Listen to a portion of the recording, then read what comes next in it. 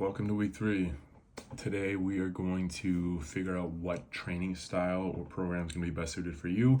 I'm going to break down kind of the essentials because this is where a lot of people overcomplicate it and it really doesn't need to be that complicated. So going to the gym, which I would recommend, is it a necessity? No, it's absolutely not.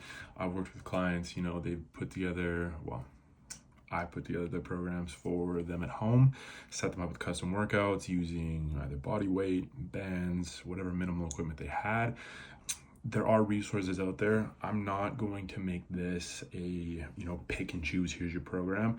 I will offer custom workouts, but that's going to be things that I've built for those of you that want to enroll in my $100 a month here in the school community. So for now, I'm just going to break down, be it full body, be it an upper lower split, be it push pull legs. There is no best, okay?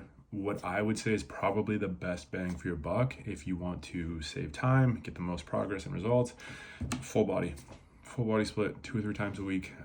I've been working out for 13 years and I myself have come back to running a full body split. Like, it is very, very, very beneficial. So again, there's no right or wrong here. Even if it's not the gym for you, maybe you want to get into rock climbing or hiking or yoga or Pilates. Like, some sort of resistance training is just really important for health, longevity, and strengthening your body. It's important. So when it comes to what it is that you decide, pick something that you enjoy.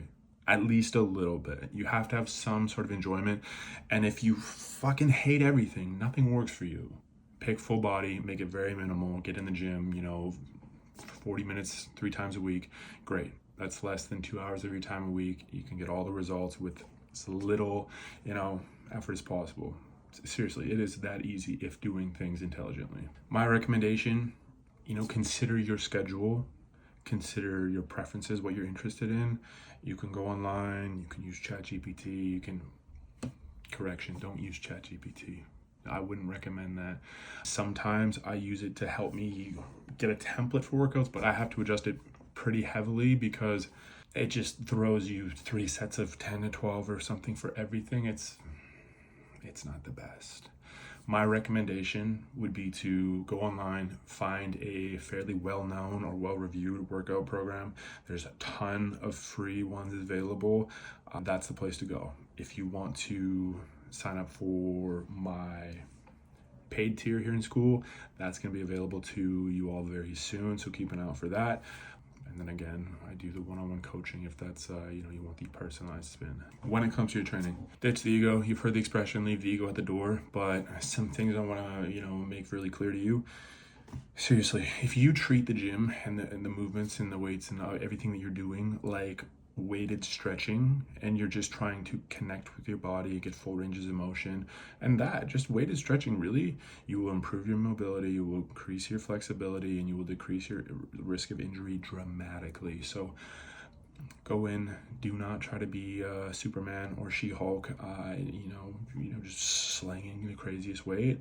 You want to learn how to move your body properly. And this is something that I can't stress enough. If something feels off or just weird, something's not irritated, sharp pain, a lack of stability or weakness, stop immediately. You should never be pushing into pain. Like the whole expression, no pain, no gain. Yeah, it's gonna suck when you're working super hard, but there should never actually be any sharp pain, acute pain, anything that feels off or wrong. That should never happen. So if that's happening, stop immediately. I will, within the Q&A section, if you're struggling with anything, you have some questions, fire your questions over there. I'll do my best to support you guys. Bonus points, if you want to make a habit out to doing a little bit of a mobility flow, some yoga, some stretching before bed, this will be incredibly beneficial for you, especially if you are a more energetically sensitive individual. Taking the time to just release tension and emotion from your body at the end of the day before you go to sleep is a wonderful, beautiful, powerful thing. I can't say that I do it every night myself. Something that I'm working on. We all have things that we're getting better at, but I can tell you right now that when that's been a practice in my life, huge benefit. 2 final things that I want to touch on. Progressive overload, incredibly important. So even if your focus is fat loss, if you're doing things right, at least 80% right, you're still going to lose fat and be able to get stronger and gain muscle in the gym. Seriously. No, You're not going to gain muscle as fast as if you were at maintenance calories or in a little bit of a surplus.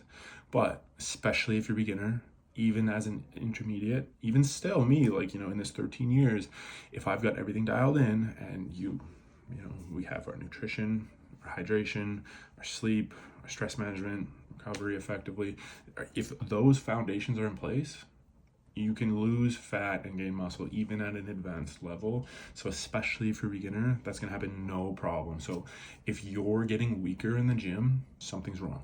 You are missing something with one of those fundamental pieces that I just mentioned for you. They're also there in the document, so reference that back. In the order of importance, and I stress this all the time to my clients, those all nutrition, sleep, stress management, hydration, most important. Then in the next column, movement, so fidgeting throughout the day, any activity, going for walks, then exercise. If you are missing any of these essential pieces first, we might want to put some more focus and emphasis on correcting these essentials before we're putting a big focus on the gym. Okay? Simple as that. And finally, to wrap it all up, rest, you shouldn't feel like you're failing or you're antsy. It's great. I love it. If you're excited, you like being in the gym, you want to go back, sure, great, but rest is important. Make sure you take your rest effectively. Some really simple baselines around that. If you train a muscle group intensely, you're going to want to give it a minimum of 48 hours rest, if not 72 hours, sometimes more, depending on the situation. This whole thing, connecting with your body, pushing any type of training, tracking that, seeking out progression, it's a practice of learning to connect with your body and listening to your body. So yeah, sometimes, especially, if you're running through this on your own, you don't have someone like myself overseeing it, you're going to have to learn the hard way sometimes, like what's too much, okay, maybe I need a little bit more rest, or, maybe you're only working out twice a week and you could do a little bit more and seek more progress. That's something that, you'll have to fine tune yourself. If you're working with someone like myself, I can kind of streamline that for you. So it's like, here, this is how you're going to best respond and make those little adjustments to have you like moving as fast as possible. But nonetheless, I think that's kind of a fun little part of the journey, is just learning more about your body and how you recover and all that good stuff. So yes, if there are any questions whatsoever, please feel free to use the Q&A section, drop them there, and I will answer them for you as soon as I can.